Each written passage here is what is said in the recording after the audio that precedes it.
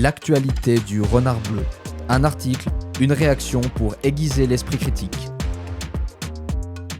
Il y a 30 ans, l'E3 1995 changeait déjà la face du jeu vidéo. C'est un article sur Gamecult par Jaro. Sa mort clinique a été prononcée pour de bon en décembre 2023, après des années d'errance et d'acharnement thérapeutique, mais l'E3 restera à jamais gravé dans la mémoire collective des acteurs du jeu vidéo, comme dans celle des joueurs. Pour des raisons évidentes, à commencer par le fait que l'internet grand public était encore au stade embryonnaire il y a 30 ans, on a tendance à oublier à quel point le salon avait marqué les esprits dès sa toute première édition, en particulier pour un certain mic drop dont on ne mesurait peut-être pas pleinement l'impact sur le moment. Petit retour sur ces 11, 12 et 13 mai 1995. Pouvait-il y avoir une meilleure année que 1995 pour célébrer la naissance de ce qui allait rester le plus important salon du jeu vidéo pendant un quart de siècle ? Au tournant du changement de génération le plus marquant de l'histoire, celui des 16 bits de Nintendo et Sega vers la 3D prêchée par un petit nouveau nommé PlayStation, l'Electronic Entertainment Expo 1995 se déroulait au Los Angeles Convention Center du 11 au 13 mai, attirant plus de 50 000 participants quand même à l'époque. Avant l'E3, l'industrie du jeu vidéo ne disposait pas de son salon professionnel dédié et occupait seulement une modeste place au sein du Consumer Electronics Show, donc le CES, le grand salon des nouvelles technologies qui se porte toujours bien de nos jours. Ah, ça me fait penser par contre qu'à l'époque il y avait des journaux, enfin en tout cas moi je regardais la presse papier, il y a plein de personnes qui comme moi regardaient la presse papier et ça c'était vraiment extrêmement porteur, oui. En général le souvenir le plus emblématique de l'E3 1995 est celui de la première conférence de presse de Sony Computer Entertainment. À cette époque le grand public n'est pas en mesure de suivre un streaming sur le net et doit généralement attendre fébrilement la sortie du prochain numéro de son magazine papier préféré, c'est ce que je dis. Mais la scène a heureusement été filmée pour la postérité. Steve Race, éphémère responsable du lancement de la PlayStation aux États-Unis, est invité à monter sur l'estrade où le public s'attend peut-être à un discours solennel plein de termes marketing. Au lieu de ça, le dirigeant fixe le public l'espace d'une seconde et lance d'un ton détaché $299, autrement dit 299 comme le nombre de dollars qu'il faudra dépenser pour acheter une PlayStation face à une Saturn vendue $399. Oui, la Saturn, effectivement, ça c'est moi qui le dis, n'a pas du tout marché. Et d'ailleurs, c'est bien dommage, c'était quand même une excellente console, peut-être un peu trop avant-gardiste, je sais pas. En tout cas, il y a certainement une question effectivement tarifaire, 399, 299, bon, c'était quand même pas tout à fait la même chose, cette différence-là était quand même assez nette. L'E3 vient à peine de naître qu'il vient déjà d'enregistrer son premier moment de légende, peut-être encore plus quand on sait que Steve Race avait précédemment travaillé chez Sega comme bien d'autres membres de l'équipe initiale de PlayStation. Sega pensait pourtant être le constructeur qui allait marquer les esprits cet été-là. Quelques heures plus tôt, le PDG Tom Kalinske venait d'annoncer que la Saturn était disponible aux États-Unis. Aujourd'hui, le 11 mai et non pas le 2 septembre comme annoncé précédemment. Un shadow drop de console, rien que ça. Dans les faits, ce stratagème était limité par le fait que la machine n'avait été livrée qu'en quantité limitée. On parle donc de 30 000 exemplaires ici, à certaines enseignes seulement. Mais tout de même, sur le papier, ce premier E3 était décidément placé sous le signe de l'audace, peut-être même un peu trop dans le cas de Nintendo, qui avait pour principal matériel le Virtual Boy. On comprend presque pourquoi Nintendo of America était une des rares entreprises initialement réticentes à l'idée de participer à l'E3, préférant rester dans le confort du grand salon public qu'était le CES.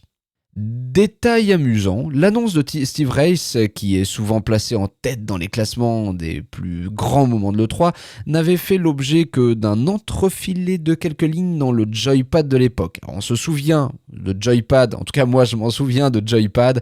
Il y avait console plus, il y avait Joypad, il y avait et puis après il y a eu joystick aussi, je sais plus quelle année ça a commencé joystick.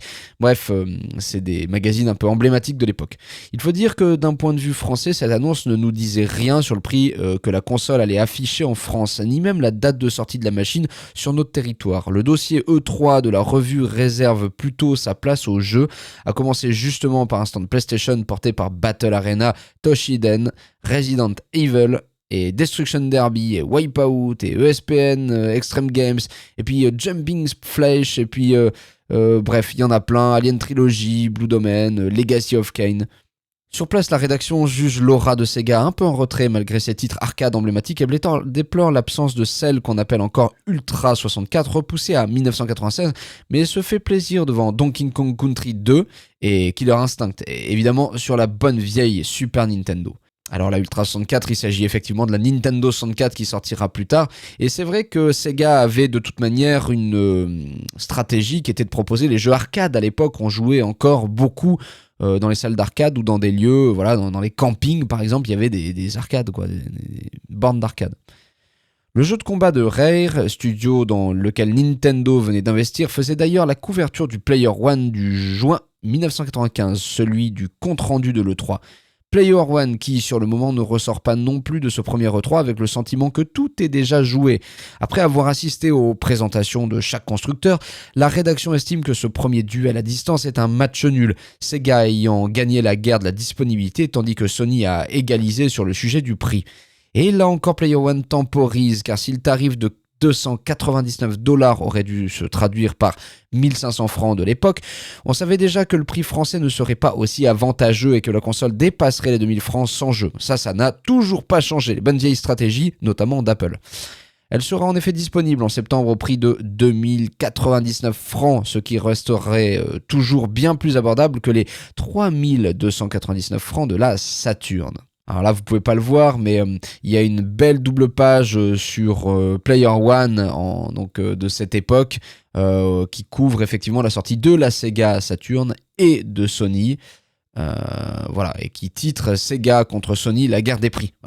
Au-delà de ces constructeurs qui allaient former un grand ménage à trois en attendant la capitulation de Sega et l'arrivée de la Xbox en 2001, l'E3 1995 permit aussi de découvrir des machines plus secondaires comme la Neo Geo CD de SNK, la Pipin d'Apple, et même deux projets qui ne verront jamais le jour, le casque Jaguar VR, on peut en rire aujourd'hui, mais Atari s'était senti obligé de répondre au Virtual Boy, et la Panasonic M2 de 3DO, censée surclasser la concurrence sur le plan technique. En parlant de 3DO, son président de l'époque, Trip Hawkins, a partagé ses souvenirs de ce tout premier E3 sur son compte Facebook.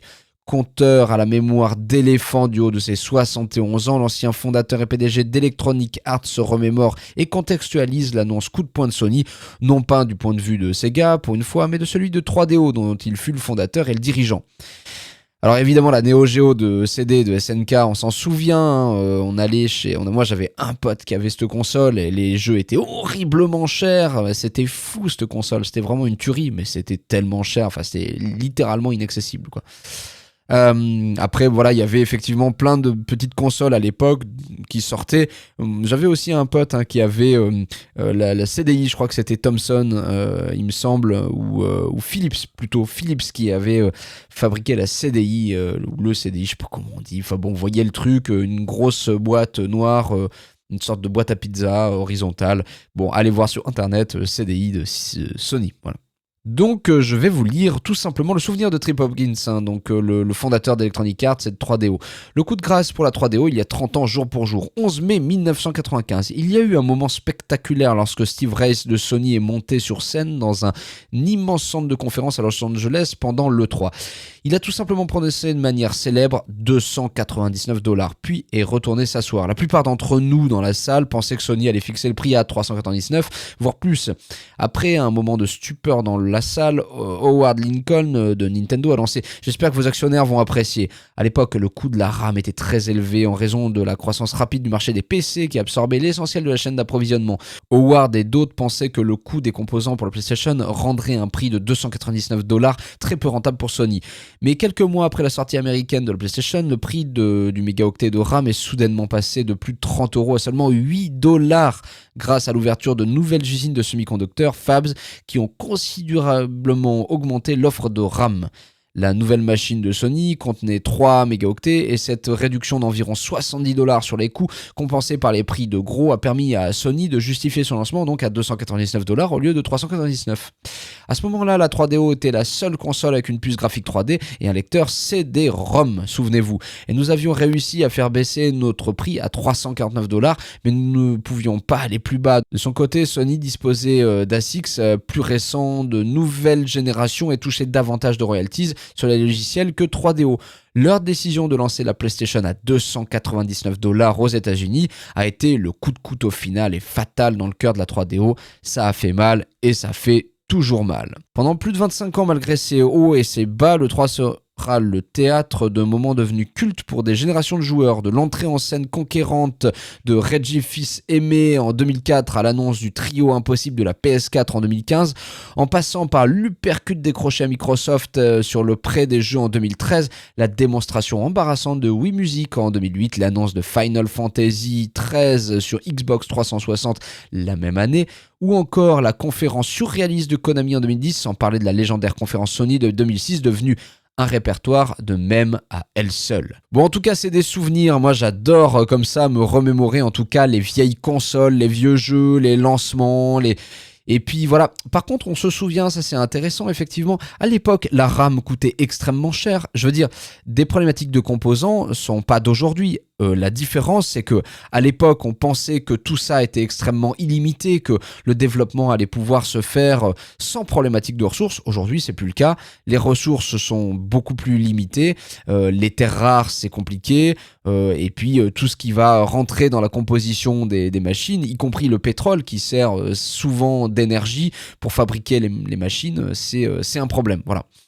Donc je pense que voilà, on va voir à mon avis de plus en plus de pénuries et de problématiques liées au matériel, et ça c'est vrai que bon, on retrouvera certainement pas le goût de ces salons qui étaient un petit peu, il faut le dire, débridés à l'époque. En tout cas, je vous remercie de m'avoir écouté, et puis si vous avez apprécié la lecture, là j'ai très peu commenté pour une fois parce que bon, c'était surtout plutôt une lecture souvenir. Merci à Gamecult d'avoir écrit cet article. Donc si vous avez apprécié, n'hésitez pas à vous abonner, à nous rejoindre aussi sur Twitch où je stream toute la semaine, certains jours. Vous pourrez trouver le programme sur la page de Twitch. Et puis on a aussi un Discord, évidemment, la tanière du renard bleu, que vous pouvez rejoindre en allant en description de la chaîne YouTube. Et il me reste à vous dire à demain.